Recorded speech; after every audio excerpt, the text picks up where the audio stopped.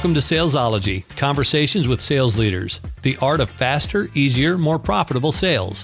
When you're ready to transform your sales for today's transforming market, we've got you covered with your host, the queen of cold calling and founder of Salesology, award-winning author, speaker, sales trainer, and coach, Wendy Weiss. Hi, welcome to Salesology, conversations with sales leaders, the art of faster, easier, more profitable sales. And I'm your host, Wendy Weiss. I am the founder of Salesology and the Salesology prospecting method. I'm also known as the queen of cold calling. Today, our very special guest is Lyons, and she is both a marketing strategist and the owner of a website design agency. She's the CEO of Igniting Your Business, a marketing strategist, website designer, and coach that shows entrepreneurs how to get more leads, really important, get more clients, really important, and make more money, even more important, with a captivating digital and website presence. And she teaches business owners to, and I'm making finger quotes here, but since you can't see me, finger quote, make their marketing simple, end quote, through her individual coaching, group programs, and intimate cohorts. She's a sought-after speaker, media guest, host of the podcast, The Encore Entrepreneur, where she recently interviewed me. And she translates the very complicated side of marketing speak into simple, everyday language for her audiences. So welcome, Lori. Oh, Wendy, thanks so much. This is going to be fun, and I'm looking forward to being a guest on your show this time. Absolutely. So let's get going. How did you become a marketing strategist and the owner of a website design company? Totally by accident. When I was a little girl, I did not grow up thinking I was going to be a marketing strategist or website design agency owner. But it just kind of, as you grow and you gain career capital and you get experiences and when you find something that just brings together all your strengths and your skills that you've picked up over the years, it really kind of coalesced into my agency. I had my own business back in the 1990s. Before entrepreneur was quite the buzzword that it was now. And I worked from home and everybody was like, you do what? Why do you don't have a real job? So, and I sold marketing packaging. I sold customized binders and folders, and I had a lot of top 100, companies that I worked with. I worked with a lot of pharmaceutical agencies in the North, and it was a great career and it was a great business. And I did really well until the internet came along. And I finally figured out in about 2006, internet wasn't going anywhere because nobody wanted customized binders and folders and index tabs and all the things that go with it. So I closed my business and thought, okay, I'm going to just figure out what to do. So a couple of years later, I was hired with a digital marketing agency. And when I tell you I knew nothing. My first day on the job, I was trying to somebody called and said, I don't know how my email works. I'm like, well, neither do I. So over the course of the next couple of years, I started asking questions and started figuring it out that if I'd learned how this thing called WordPress worked, that I could, when clients called in and said, can you change one word for me? I could do it and not put it through the system that would take days and clog up our system and stuff like that. So gradually, just by asking questions and, reading WordPress for Dummies and watching YouTube videos, because, then YouTube was real geeky and technical and a lot of, website stuff was on there. I just taught myself. And then when I was laid off, and I was laid off because I wasn't technical enough. I'm like, what he didn't know was, while I was working there, I was becoming technical because I was asking questions. I was learning the business. And so a couple of months later, I had a friend approach me and said, I'm looking for a website and you're no longer at the company. What do I do? And it was just one of those moments where you think, if it's either now or never, I said, I'll build you a website. And I said, but full transparency, I've never built one all the way through by myself. And he said, you know what? I haven't had a new website in 13 years. I think I can wait a few more months. So that's really how I got started. And then another friend asked, and another friend asked. And finally, a business coach is like, why aren't you doing this full time? Why are you playing around with trying to find a job? Just do this. Like, sometimes all you need is permission. So that was, I don't know, 10 years ago. That's a wonderful story.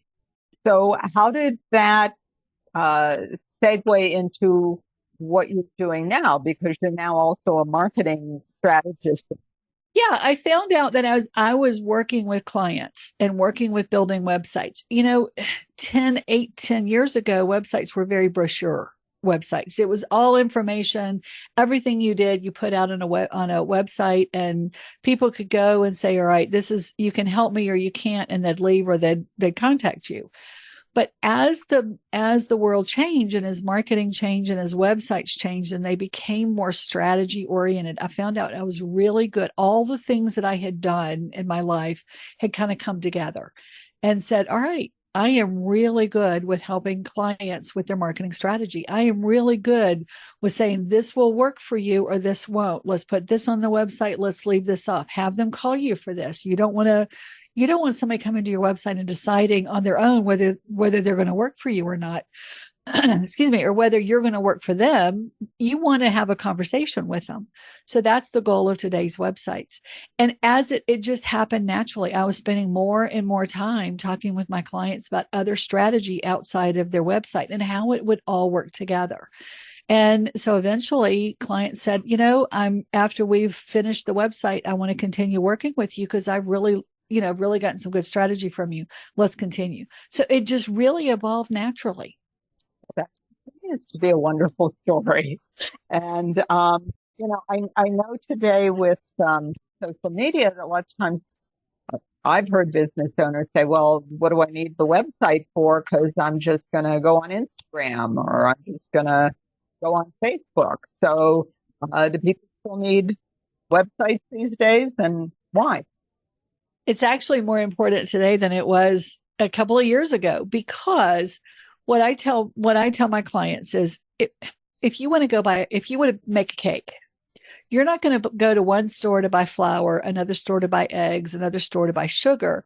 You want to go to one store and see everything. Now, so the social media can give you the soundbite, but the website will give you the full story. So if you want to bake the full cake, go to the website because it's all going to be laid out there. I don't know about you, but I don't have time if I want to find out about Wendy Weiss to go to your Facebook page and then go to your Instagram page and then go to your LinkedIn page and then go to your TikTok and then go to here. I want to go to one place and see it all. And so that's what the purpose of a website is. It's a place where somebody can go and find out the whole story of who you are and what your business is, and then call you to say, let's have a conversation to see if we work together. Yeah.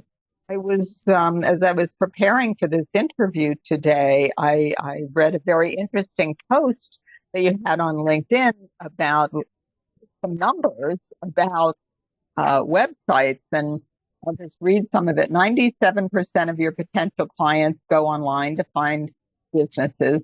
30% of those potential clients will not do business with a business that does not have a website. 75% of buyers make decisions regarding purchases around information they find online. 52% of those buyers finalize their purchases based on what they learn online and online alone. And 77% of purchasers judge a company's trust and credibility based on their website design. Yes. Yes.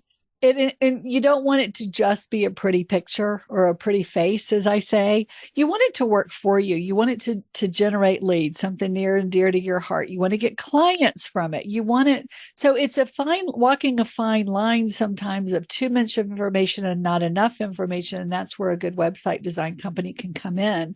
Someone who looks at the marketing behind it and says, all right, this is a good strategy for you. Let's go this way. But yeah, what a website also does is it in your potential client's mind, it's a perceived authority and a perceived expertise because it's online, and anybody can have a website.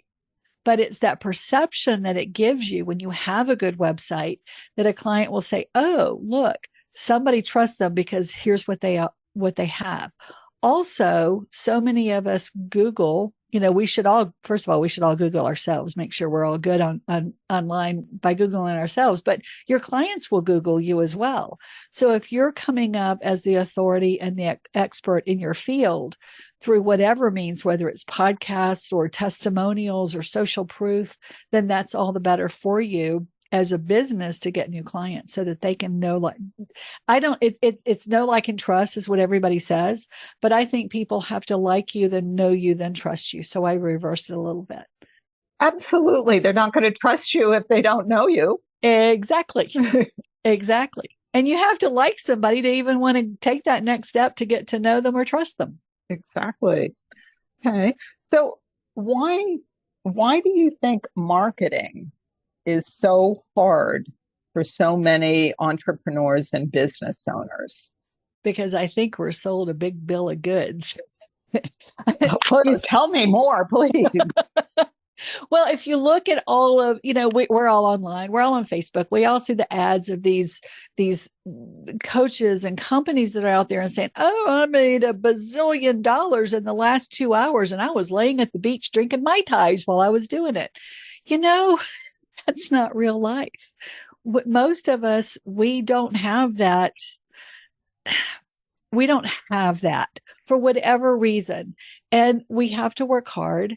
We have to be authentic with what we do. We have to, people have to know, like, and trust. We have to get clients, and we're not going to get them sitting on a beach drinking Mai Tais. We have to work for them. We have to tell people who we are. We have to show people what value we bring to them. And I think we're sold a bill of goods by everybody says, oh, it's so easy. I say it can be simple, but it's not necessarily easy. And I think the more simple we make our marketing, the more we streamline it and say, you know what, this is what I need. We don't need to be on 10 social media platforms. Pick one. Pick one where your clients are. Get to know that platform very well. If you're finding that it's bringing you clients, then perhaps add another one. Say, you know what?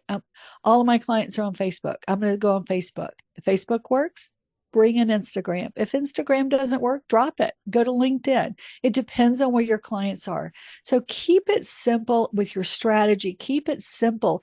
You don't have to send out 10 emails a day to your potential clients. In fact, I'd rather you not, because people, that's irritating. So keep your process simple. Keep your marketing system. We're not all of us are Amy Porterfield, and I'm not saying she's one of those that are selling the bill of goods. I happen to like her, but she does a lot, and we're not all going to be that.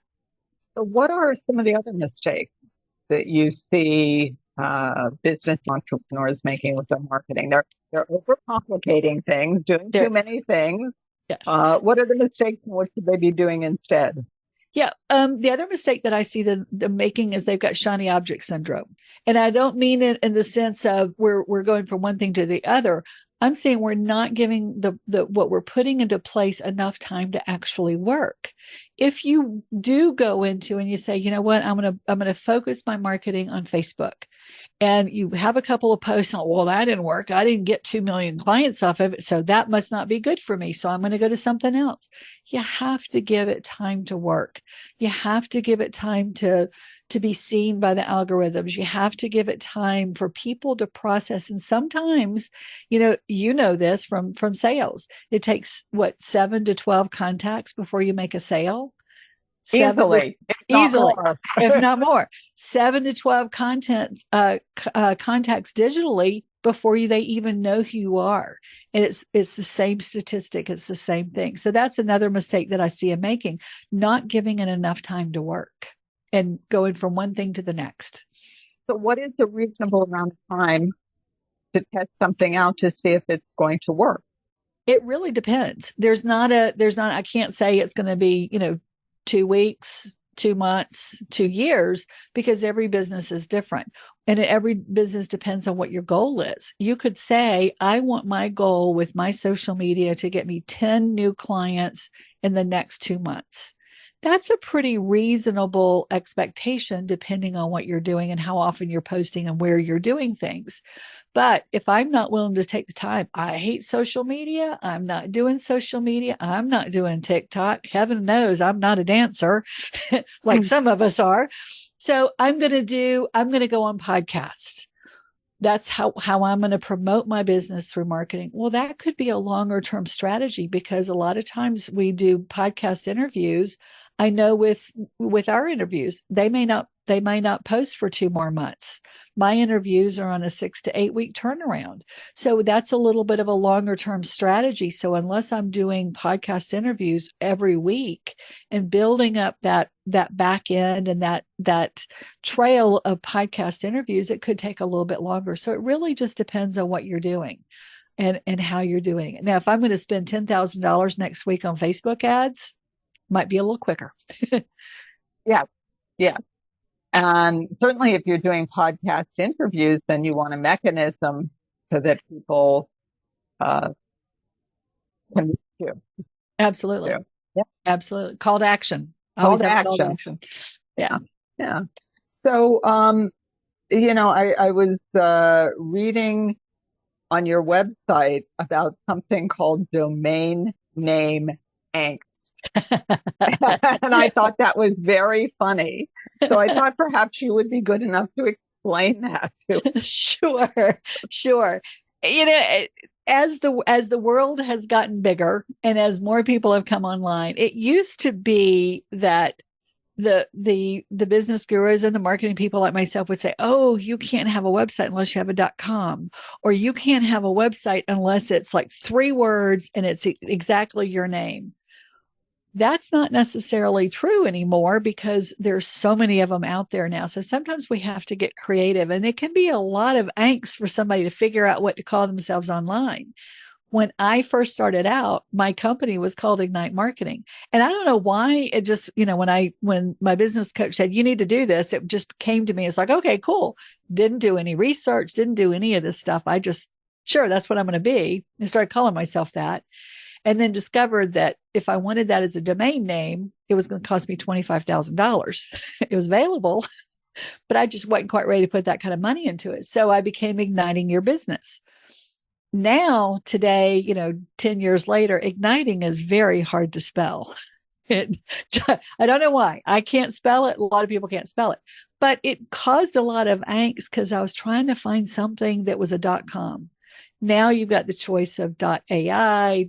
I saw recently they just released a whole bunch of .ai. You can do .website, you can do .me, you can do .co, and it's a lot more acceptable than it was even when I wrote that blog post a couple of years ago. Yes, absolutely. I know we did a new website with a new domain a few years ago, a couple of years ago, and we had a lot of angst about the name of the website, but we did manage to figure it out eventually. There you go. There you go. Or you could be like I've got a client now who's got 143 domains. Think of one, find it, boom, done. Go get it. Yeah. And do you tell them to throw all the names into a hat and pick one? Well, some of them they've got for future things, but it's that kind of thing. As you think of something, my family and I were at a pool a couple of years ago, and we were playing with the pool noodles and figuring out, wouldn't it be fun to do this with a pool noodle or this? And we thought, oh, that could be a company. We could call it Noodletudes. Well, I went home and bought noodletudes.com. So, and they walked in, I'm like, guess what I got? And they're like, of course you did. It's a $20 investment. Why not? If we ever decided to make that into a business, hey, we got it. You're prepared. So we are going to pause now for a word from our sponsor. However, when we come back, I want to talk to you a little bit about branding, the importance of branding, and also storytelling, like the importance of using marketing for telling your story. But now, a word from our sponsor, the Salesology Vault. Just about every guest that I have interviewed on the Salesology Conversations with Sales Leaders podcast has had a free gift for our listeners. As a matter of fact, Lori Lyons, my guest today, has a free gift for our listeners. And so what we've done is we have taken all of those gifts and we've put them together in one place just for you. And we call it the Salesology Vault. It's packed with free gifts from sales leaders, sales experts, marketing gurus, revenue generation experts, and we add another gift every single week. Monday, we release a new podcast, and then we add a gift. So you can log in as often as you'd like. You can download as many gifts as you'd like. It's all free. So go to bit.ly/gift vault, or the link to the Salesology Vault is in the show notes. So as soon as you finish listening to this podcast, go to the show notes, click on the link. You will be glad you did. And we are back with my special guest, Lyons. She is a marketing strategist and the owner of a website design agency. So I want to talk a little bit about branding, because I'm sure exactly does that mean? It means something different to say Coca-Cola than it does to an entrepreneur or a small business owner.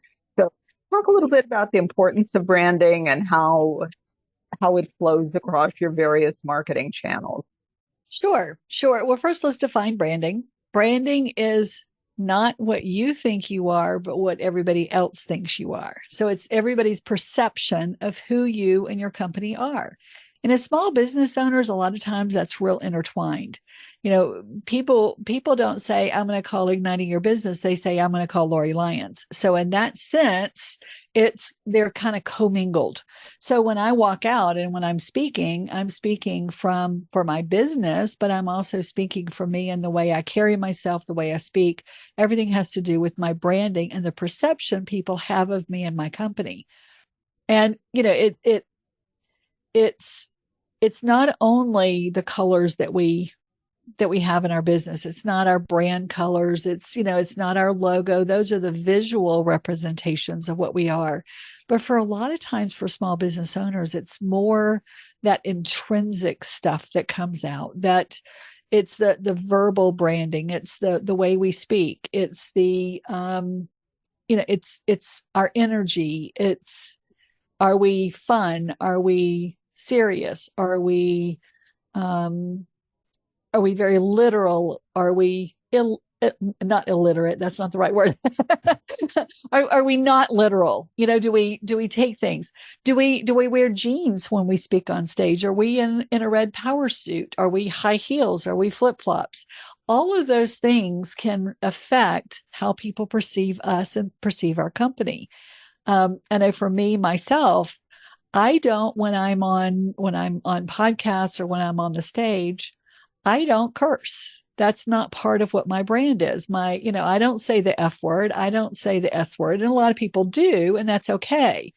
Although I will tell you, if I stump my toe on my bed frame in the middle of the night, F will fly a lot. I just don't happen to make it part of my brand. I have a fun, energetic high brand. And that's who I am. That's, I'm barefoot on my website picture. I'm just like, I didn't want to wear shoes. Why not? Let's try it. And that's part of who I am.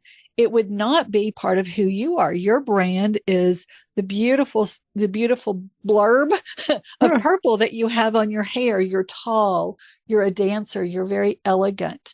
Every time I've seen you, you've been very elegant. That's a very different brand than what I have.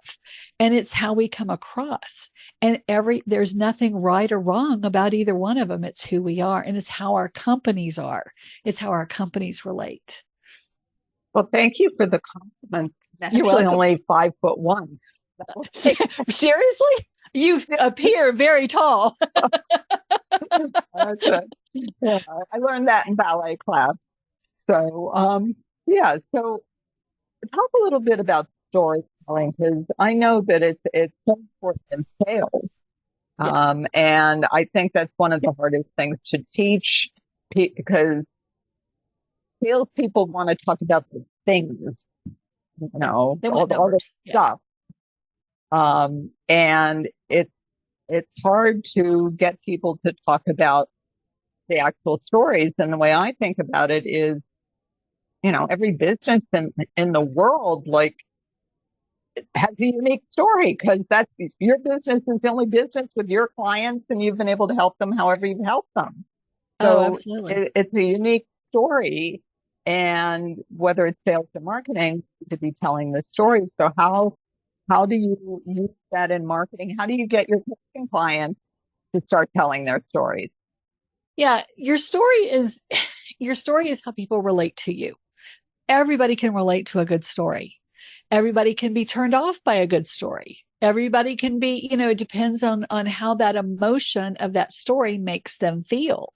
I'm in a network group that we meet once a week, and it's an international organization, and we have to do we're coming upon the change of leadership, and I'm the member in the membership committee. So we have to watch these things.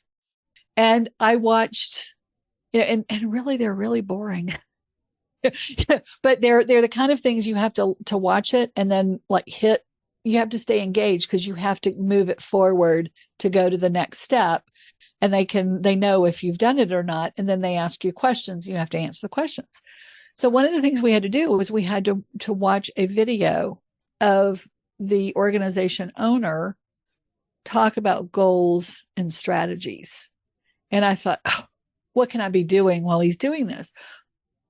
His entire video was talking about telling a story about how he was in a ballroom, or he was at a function, and there were 200 people in the room, and they had everybody stand around the room, and everybody had to exchange places in the room by walking across the floor of the room, but nobody could walk across the floor the exact same way. And by telling this story and the way he did it, it made it so engaging. And as he's telling the story, he's giving the purpose of this activity. He's teaching us. And I remember that story. I remember everything he said, because the way he did this and the way he told this, if he had just said, now we're going to talk about productivity and we're going to talk about this, and here's the top 3 things I want you to know, I wouldn't have remembered all of that. But by watching him tell the story and tell the learnings and what each of the participants in the room learned by doing this, it stuck, because he told it in an engaging way.